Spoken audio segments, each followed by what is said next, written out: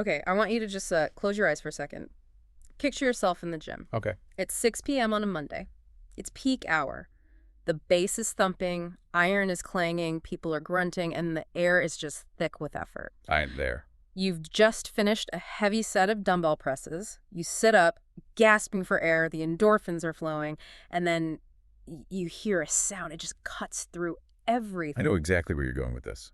It's the crunch. It is the sickening, unmistakable crunch of a 40-pound dumbbell dropped directly onto a smartphone screen, Oh. just sitting there on the floor. That is the sound of $1,000 just evaporating. Yeah. Instantly. And it happens, I mean, way more often than people think. It really is the ultimate gym tragedy, but it all comes from this one, universal problem, right? We call it floor anxiety. Yes. You walk into the weight room, you've got your towel, your water bottle, and this supercomputer that runs your life. And where does it go? On the dirty, chalk-covered rubber mat. Yeah. We attempt the classic water bottle lean. Oh, the water bottle lean. I know it so well. You prop the phone up against your shaker cup. You're trying to film a set or check your rest timer. Right. You get into position for, say, a squat. And then, inevitably, physics just takes over. The bottle's a little wet, it slides, and boom.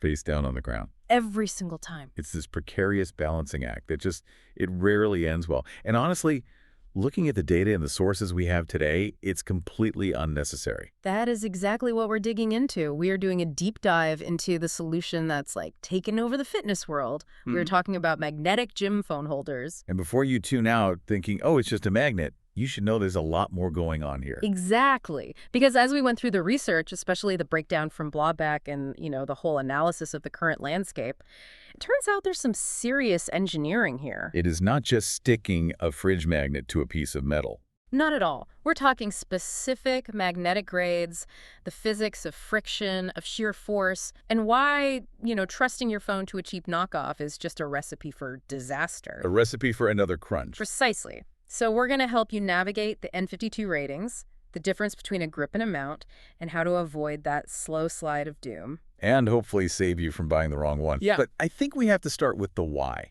I mean, besides the obvious fear of the dumbbell crunch, why is this becoming such a massive trend right now? Well, the sources really point to three main drivers. And the first one is it's visceral, it's hygiene. Which makes total sense. I mean, just think about what a gym floor actually is. I try not to. It's basically a petri dish. You've got sweat from hundreds of people. You've got street dirt tracked in on shoes. Spilled pre-workout that's all sticky. Chalk dust, who knows what else. When you put your phone on that floor, you're essentially swabbing that entire surface. And then what do? You pick it up and you put it against your face to make a call. Or you touch the screen, then rub your eye. Exactly. It's a vector for bacteria. So by using a magnetic holder, you're elevating the device. You stick it to the rack, the machine. You're getting it out of the biohazard zone. Right. And maybe more importantly, out of the crush zone. The crush zone being anywhere a weight could possibly land. Yeah, if you're deadlifting, the floor is the impact zone.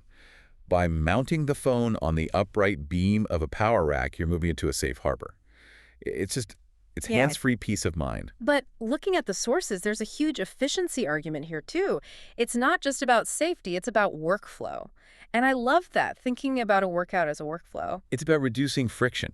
Yeah. Mental friction. If your phone is mounted at eye level on the squat rack, think about how that changes your rest period. You're not bending down, hunching over, picking it up, unlocking it, putting it back down. No. It's my favorite part, the DJ factor. You're in the zone, a slow song comes on, it's going to kill your vibe. You just reach out, tap, skip, and you keep moving. You don't even break your stance. Exactly. It allows for this seamless interaction with workout apps, tracking your reps, whatever. You stay upright, you stay focused. But there's a third use case that I think is actually driving this market more than anything else right now. Ah, the tripod replacement. Precisely. We are seeing a massive surge in people recording their lifts. And we're not just talking about influencers trying to go viral on TikTok. No, this is for regular people who just want to check their form. That's the key distinction. People feel self-conscious filming. They think it looks vain. But for so many, it's about diagnostics. Is my back rounding on my deadlift? Am I hitting depth on my squat? And how do you get that footage? You either have to ask a stranger, which is super awkward for everyone involved. So awkward. Or you do the water bottle balance and get a great video of the ceiling when it falls over. Or prop it on a dumbbell and it vibrates off mid-set. So these magnetic mounts, they turn any metal surface in the gym, And gyms are basically forests of steel. Into an instant, stable tripod. Exactly. You snap it on, get the angle, film, analyze. It democratizes professional-level feedback. And the speed is what makes it work. The sources compare this to those old-school clamp mounts. Remember those things? Ugh, the plastic claws with the springs that were impossible to open. Yes, you had to wrestle your phone into them with two hands. With these, one Reddit user in the notes put it perfectly. They said it, quote, sticks phone to metal, works as a stand, works as a grip, then detaches completely when you don't need it. That immediacy is what changes the behavior. If it takes 30 seconds to set up, you won't use it. If it takes 1 second, a literal snap, you will. But, and this is a huge but, that snap only works if the engineering is solid. Okay, let's unpack the engineering, because I think most people assume a magnet is a magnet. If it sticks to my fridge, it'll stick to a squat rack. Why is that such a dangerous assumption? Because a fridge magnet is usually a ferrite magnet. It's low power. It just needs to hold up a piece of paper. Hmm. In the gym, you're fighting two forces, gravity, which is obvious, and vibration, which people forget about. Right. A treadmill is basically a giant vibration machine. A squat rack shakes when you rack 300 pounds. Exactly. And with a weak magnet, that vibration breaks the friction and the phone just slides down the metal.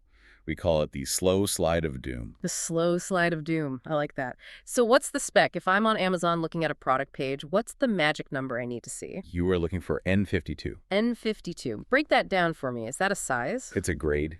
Neodymium magnets, these are rare earth magnets. They're graded by their maximum energy product. So N35 or N42, those are cheaper, standard grades. N52 is one of the strongest grades of permanent magnets you can commercially get. So it packs way more magnetic punch per square inch. Significantly more. And in a gym mount, you need that overkill power. You're not just holding the phone's weight. You're holding it against the shock of a barbell dropping nearby. The source material highlights the Blaubeck holder as a good example of doing this right. They don't just use one big magnet, do they? No, and this is where it gets really interesting. They use an array. The notes mentioned 17 MagSafe aligned magnets for the phone side, and then 6 rear magnets for the base. 17. That seems like a lot. Well, it's about the alignment. Those 17 magnets are likely in a ring that matches the MagSafe coil inside an iPhone. This makes sure the phone just centers itself perfectly. It snaps into the exact right position every time. And the 6 rear magnets are the big anchors. Correct. Those are the big N52s that are grabbing the steel. You need that duality. Secure to the phone, secure to the rack. But there's another layer here that keeps the phone from sliding. It's not just magnetic force. It's the coefficient of friction. This is the rubber coating, right? Right. Imagine a bare magnet on a slick, powder-coated steel beam. Even a strong magnet can slide down if the surface is slippery. It has high pull force, so it's hard to pull straight off. But low shear resistance, so it slides down. Exactly.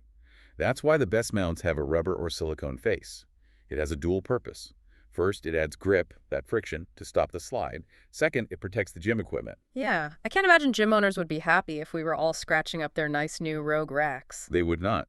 You want to leave no trace. So the rubber is crucial. And the final piece of the puzzle is adjustability. The swivel. Ball joint. The ball joint, yeah. Because gym equipment isn't always at the perfect angle. And maybe you need to switch from portrait for your playlist to landscape to watch a video. Or to film yourself in landscape because you're not a savage. Ideally, yes. Yeah. A 360-degree swivel lets you make that switch without taking the whole thing off. It keeps the workflow fluid. Okay, so we've got the checklist. N52 magnets, rubber coating for friction, and a swivel.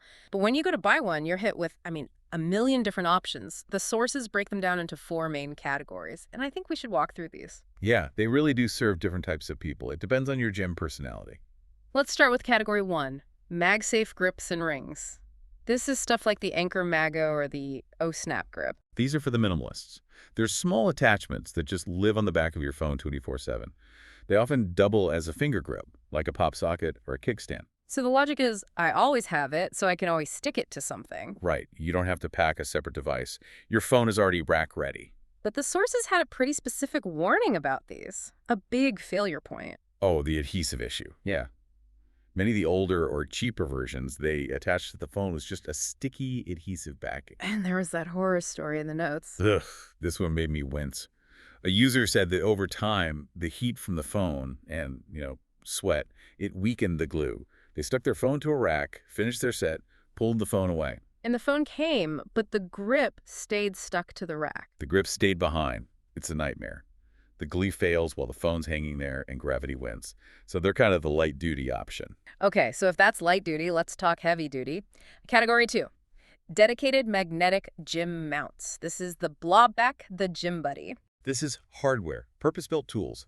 They're usually these double-sided magnetic pucks. One side grabs the rack, the other grabs your phone. And the source describes these as having incredibly strong magnet performance. Yes, because they don't have to be super slim to fit in your pocket. They can pack in those bigger, stronger N52 magnets. They prioritize security over slimness. Some of them have clamps too, right? Like the Torque Fitness one. Yeah, you see two subtypes, pure magnet and magnet plus clamp. The clamp adds a physical, mechanical grip. Some people like that for, absolute security. But it adds bulk. It adds bulk. For most lifters, the pure magnet version is the sweet spot. It's just faster. Okay, moving on. Category 3, magnetic phone cases. Brands like Rockform and Magback. This is where the phone case is the mount. The magnets are actually embedded inside the case itself. And a user was quoted saying Rockform has the strongest magnet of all. They're legendary for their strength. I've seen videos of people sticking them to the side of a moving car. Not that I recommend that. Please do not stick your phone to your car. No.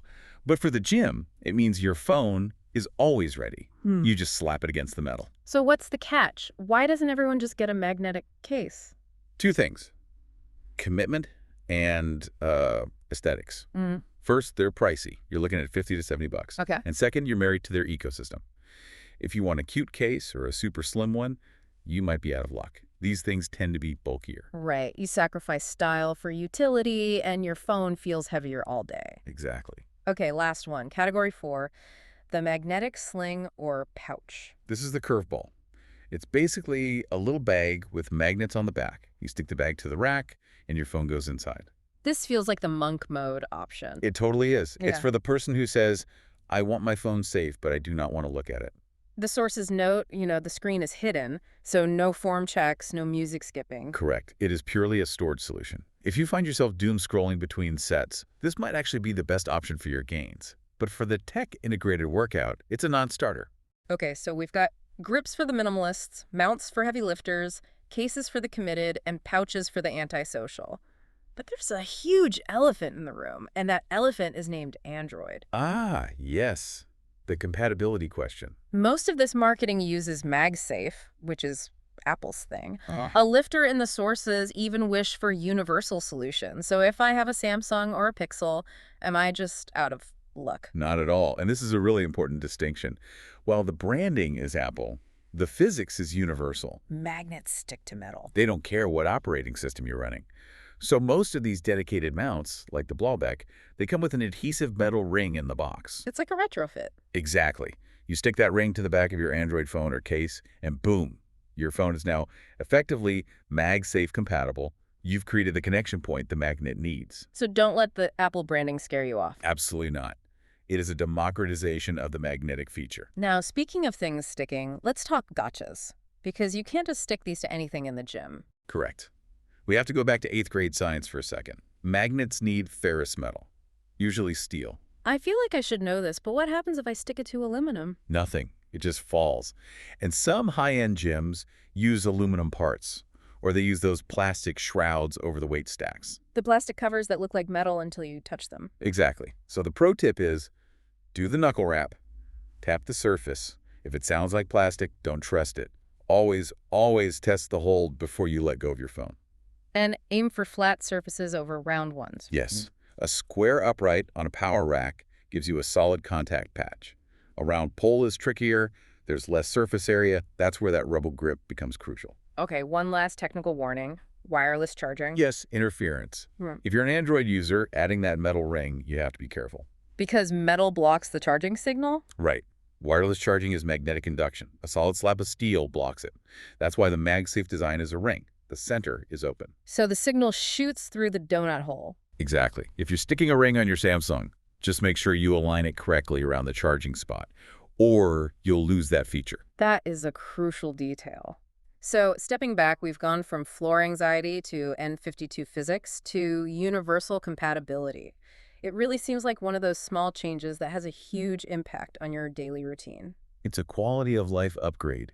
We talk so much about optimizing workouts with supplements or programming, But sometimes optimization is just removing friction. Or adding friction in the case of the rubber pad. Touche. But Yeah. seriously, just removing the mental load of where is my phone, is it safe, lets you focus on the lift. And the sources mention that feedback. The convenience is addicting. That's a strong word. It is, but it's accurate. Yeah. Once you stop putting your phone on the floor and you get used to having it at eye level, going back just feels barbaric. It's so true. I used one for a week and then forgot it one day and I felt lost. I was looking around the gym like a meerkat trying to find a safe spot for my phone. It creates a new standard. It changes the environment to suit you instead of you adapting to the environment. So to wrap this up, if you are still doing the water bottle lean or the towel nest on the floor, stop it. Please stop, for the sake of your screen. Look for N52 magnets, decide if you want the flexibility of a dedicated mount or the commitment of a case, and just get your phone off the ground. Your posture and your wallet will thank you. Before we go, I want to leave you with a thought. We're seeing these personal mounts explode, but as gym tech evolves, as our phones become more central to tracking our biometrics, here's the question.